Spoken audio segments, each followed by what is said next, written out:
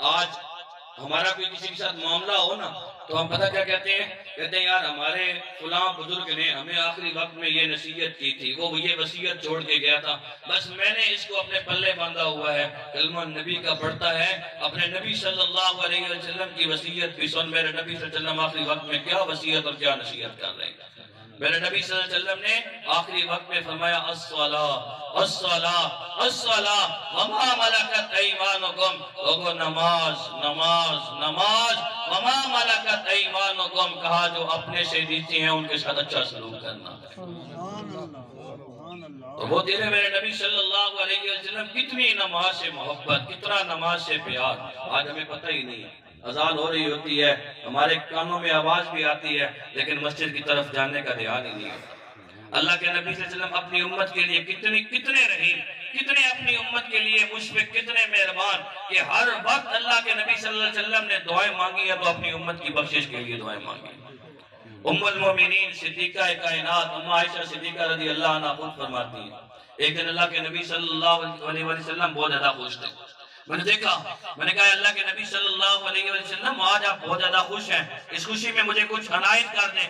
اللہ کے نبی صلی اللہ علیہ وسلم نے اپنے ہاتھ رب کی بارگاہ میں اٹھائے اور اٹھا کے کہا اے اللہ عائشہ کے اگلے پچھلے سارے گناہ معاف فرما دے، اے اللہ عائشہ کے اگلے پچھلے سارے گناہ معاف فرما دے۔ حاضرین محترم، ام المومنین صدیقہ کائنات اما عائشہ صدیقہ رضی اللہ عنہ کہتے ہیں، فرماتی ہیں لوگوں جب میرے نبی صلی اللہ علیہ وسلم نے مجھے یہ دعا دی، اس دعا کی وجہ سے مجھے اتنی خوشی ہوئی کہ میرا اپنا سر میری اپنی گود میں جا لگا۔ اللہ کے نبی صلی اللہ علیہ وسلم نے کہا اے عائشہ میری دعا کو سن کے خوش ہوئی ہے؟ یا رسول اللہ صلی اللہ علیہ وسلم کیوں نہ خوش ہوں، آپ نے دعا ایسی کی ہے، اللہ کے فضل و کرم سے اللہ نے میرے اوپر کرم نوازی کی ہوئی ہے، کبھی گناہ کی طرف خیال جاتا ہی نہیں، اور اگر کبھی بھولے سے کوئی گناہ ہو بھی گیا تو آپ کی دعا کی برکت سے اللہ رب العالمین اس گناہ کو معاف کر دے گا۔ اور یاد رکھنا حاضرین محترم، میرے نبی صلی اللہ علیہ وآلہ وسلم کے جو صحابہ ہیں، میرے نبی صلی اللہ علیہ وسلم کی جو آل ہے وہ محفوظ ہے، اور ہمارا یہ عقیدہ ہے کہ انبیاء کرام علیہم السلام جو ہے وہ معصوم ہیں۔ انبیاء کے علاوہ کوئی بھی کائنات کے اندر معصوم نہیں، محفوظ کہہ سکتے ہیں لیکن معصوم صرف انبیاء کرام علیہم السلام کی ذات ہے۔ حاضرین محترم، اما عائشہ صدیقہ رضی اللہ عنہ کہتی ہیں میں نے کہا یا رسول اللہ صلی اللہ علیہ وسلم آپ نے اتنی پیاری دعا کی میرے لیے، اللہ کے نبی صلی اللہ علیہ وسلم آپ نے یہ دعا دی، اللہ رب العالمین آپ کی دعا کی برکت سے اگر بھولے سے مجھ سے کوئی گناہ ہو بھی گیا، کوئی غلطی ہو بھی گئی، اللہ رب العالمین آپ کی دعا کی برکت سے وہ میرا گناہ معاف کر دے گا۔ تو میرے نبی صلی اللہ علیہ وسلم کو دیکھو اپنی امت سے کتنی محبت، دیکھو اپنی امت سے کتنا پیار۔ میرے نبی صلی اللہ علیہ وسلم نے کہا اے عائشہ میں نے تو آج آپ کے لیے یہ دعا کی ہے، میں اپنی امت کے لیے ہر روز کئی مرتبہ اپنی امت کے لیے اپنے رب سے یہ دعا کیا کرتا ہوں۔ اتنی محبت، اتنا پیار اپنی امت کے ساتھ۔ جبرائیل امین تشریف لے کے آتے ہیں میرے نبی صلی اللہ علیہ وسلم کی بارگاہ اقدس میں، اور حضرت جبرائیل امین آ کے عرض کرتے ہیں یا رسول اللہ صلی اللہ علیہ وآلہ وسلم میں نے آج میں نے جہنم کا مشاہدہ کیا، اپنی آنکھوں سے جہنم کو دیکھا ہے۔ تو میرے نبی صلی اللہ علیہ وسلم نے کہا اے جبرائیل ذرا مجھے بھی تو بتاؤ نا کہ جہنم کے کچھ حوال مجھے بھی بتاؤ۔ تو جبرائیل امین کہنے لگے یا رسول اللہ صلی اللہ علیہ وآلہ وسلم جہنم کے 7 درجے ہیں، سب سے آخری درجے میں منافقین ہوں گے، اس سے اوپر عیسائی، پھر یہودی، بتاتے بتاتے جب پہلے درجے پہ آئے تو خاموش ہو گئے۔ میرے نبی صلی اللہ علیہ وسلم نے پوچھا جبرائیل کیوں رک گئے ہو، پہلے درجے میں کون ہوگا، سب سے اوپر والے حصے میں کون ہوگا؟ تو جبرائیل امین عرض کرتے ہیں یا رسول اللہ صلی اللہ علیہ وآلہ وسلم یہی بات تو پریشانی کی ہے۔ میرے نبی صلی اللہ علیہ وسلم نے کہا جبرائیل بتاؤ، کہا یا رسول اللہ صلی اللہ علیہ وآلہ وسلم اوپر والے درجے میں آپ کی امت کے گناہگار ہوں۔ حاضرین محترم، میرے نبی صلی اللہ علیہ وآلہ وسلم کی آنکھیں نم ہو جاتی ہیں۔ اپنی امت کے ساتھ محبت دیکھو، اپنی امت کے ساتھ پیار دیکھو۔ میرے نبی صلی اللہ علیہ وآلہ وسلم نماز پڑھانے کے لیے آتے ہیں، نماز پڑھا کے واپس چلے جاتے ہیں اپنے حجرے میں جا کے۔ حاضرین محترم، اگلی نماز میں آتے ہیں، پھر واپس چلے جاتے ہیں، پھر اگلی نماز میں آتے ہیں، پھر واپس چلے جاتے ہیں۔ پہلے تو میرے نبی صلی اللہ علیہ وآلہ وسلم کا یہ معمول نہیں تھا۔ میرے نبی صلی اللہ علیہ وآلہ وسلم نماز پڑھا کے صحابہ کرام رضوان اللہ علیہم اجمعین میں بیٹھ جایا کرتے تھے۔ اب میرے نبی صلی اللہ علیہ وآلہ وسلم 3 دن گزر گئے، 3 دنوں میں میرے نبی صلی اللہ علیہ وسلم کی کیفیت یہ تھی، آئے نماز پڑھائی، نماز پڑھا کے واپس اپنے حجرے میں چلے گئے. اور حاضرین محترم صحابہ کرام رضوان اللہ علیہم اجمعین کے دلوں کے اندر وہ تڑپ، اور حاضرین محترم صحابہ کا حال کیا تھا. صحابہ کرام رضوان اللہ علیہم اجمعین تو کئی گھنٹے میرے نبی صلی اللہ علیہ وسلم کے سامنے بیٹھ کے رخ مصطفیٰ صلی اللہ علیہ وسلم کا دیدار کیا کرتے تھے.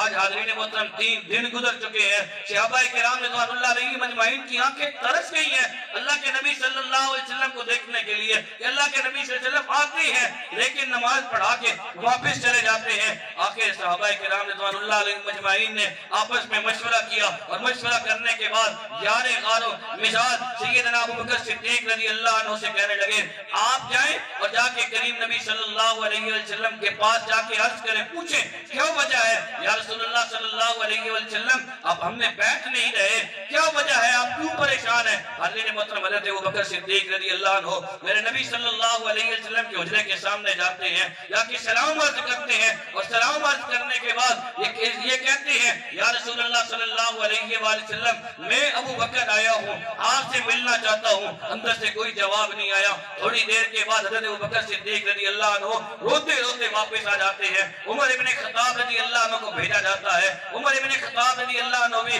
باہر جا کے یہ عرض کرتے ہیں یا رسول اللہ صلی اللہ علیہ وسلم میں عمر ابن خطاب آیا ہوں، آپ سے ملنے کے لیے آیا ہوں. میرے نبی صلی اللہ علیہ وسلم کی طرف سے کوئی جواب نہیں ملتا. پھر صحابہ کرام رضوان اللہ علیہ مجمعین آپس میں مشورہ کرتے ہیں. حضرت علی شیر خدا رضی اللہ عنہ کا نام طے پایا جاتا ہے. حضرت علی شیر خدا رضی اللہ عنہ میرے نبی کے حجرے کی طرف نہیں بلکہ اپنے گھر میں جاتے ہیں. سیدہ طیبہ طاہرہ جناب فاطمہ الزہرا رضی اللہ عنہ کے پاس جا کے کہتے ہیں اے فاطمہ آج 3 دن گزر گئے ہیں، نبی صلی اللہ علیہ وسلم صحابہ میں نہیں آ رہے، ابو بکر و عمر دونوں گئے ہیں لیکن کوئی جواب نہیں ملا. میرا نام طے پایا ہے، میں نبی صلی اللہ علیہ وسلم کے حجرے کی طرف نہیں گیا، آپ کے پاس آیا ہوں، آپ جائیں جا کے اپنے ابا جان سے پوچھ کے آئے کیا وجہ ہے. کئی دنوں سے آپ صحابہ میں آ کے بیٹھ نہیں رہے، نماز پڑھاتے ہیں واپس چلے جاتے ہیں. حاضرین محترم سیدہ طیبہ طاہرہ جناب فاطمہ الزہرا رضی اللہ عنہا میرے نبی صلی اللہ علیہ وسلم کی چہیتی بیٹی ہے، اور نبی صلی اللہ علیہ وسلم کے پاس جب جاتی ہے تو دیکھتی ہے میرے نبی صلی اللہ علیہ وسلم اپنا سر مبارک سجدے کے اندر رکھ کے اپنے رب سے یہ دعا کر رہے ہیں یا رب حب لی امتی، اللہ میری امت کی بخشش فرما، اللہ میری امت کی بخشش فرما، اللہ میری امت پہ رحم فرمانا. میرے نبی صلی اللہ علیہ وسلم امت کے لیے دعائیں کر رہے ہیں. سیدہ فاطمہ الزہرا رضی اللہ عنہا ملتی ہے تو میرے نبی صلی اللہ علیہ وسلم نے کہا ہے میری بیٹی 3 دن ہو گئے ہیں، جبرائیل امین میرے پاس آئے ہیں، اور جبرائیل امین نے آ کے مجھے جس دن سے یہ بات بتائی ہے کہ جہنم کے پہلے درجے میں آپ کی امت کے گناہگار ہوں گے، نہ دن کو قرار ملا نہ رات کو قرار ملا، ہر لمحہ اپنی امت کے لیے، ہر لمحہ اپنی امت کی بخشش کے لیے دعائیں کر رہا ہوں. حاضرین محترم جبرائیل امین یہ قرآن کی آیت لے کے آتے ہیں وَلَا سَوْفَ يُعْطِيكَ رَبُّكَ فَتَرْضَىٰ. اے میرا چھوڑا محبوب نبی اپنی امت کے لیے اتنے پریشان نہ ہو، اتنے غمگین نہ ہو، میں آپ کا رب ہو کے یہ اعلان کر رہا ہوں میں آپ کو آپ کی امت کے معاملے میں راضی کر دوں گا.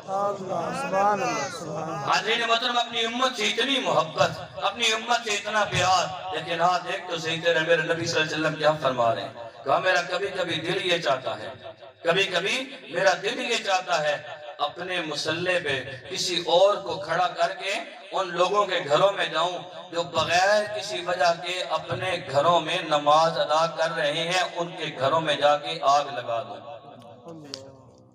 بات کو سمجھنا.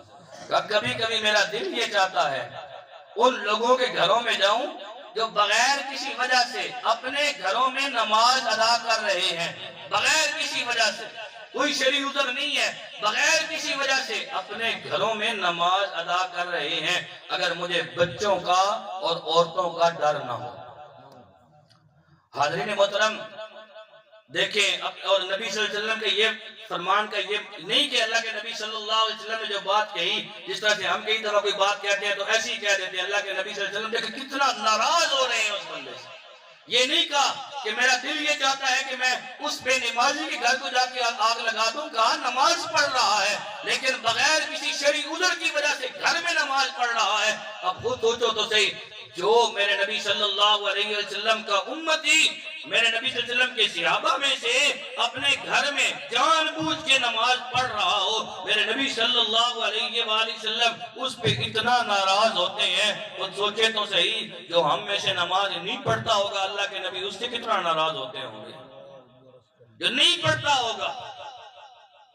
اس لیے مسجدوں کو آباد کرو، گھر تب ہی آباد ہوں گے، گھر میں رونق تب ہی ہو۔ اپنے گھروں کو، میرے نبی صلی اللہ علیہ وسلم، اپنے گھروں کو قبرستان نہ بنو۔ یا رسول اللہ صلی اللہ علیہ وسلم، گھر بھی قبرستان ہوتے ہیں کہ جس گھر میں نہ نماز پڑھی جائے، نہ رب کے قرآن کی تلاوت کی جائے، وہ گھر قبرستان نہیں تو اور کیا ہے؟ یہ میرے نبی صلی اللہ علیہ وسلم کا فرمان ہے۔ اپنے گھروں کو اللہ رب العالمین کے ذکر سے آباد کرو۔ والذین آمنوا وشد حبا للہ، ایمان والے جو ہیں وہ اپنے رب سے بہت زیادہ محبت کرتے ہیں۔ ایمان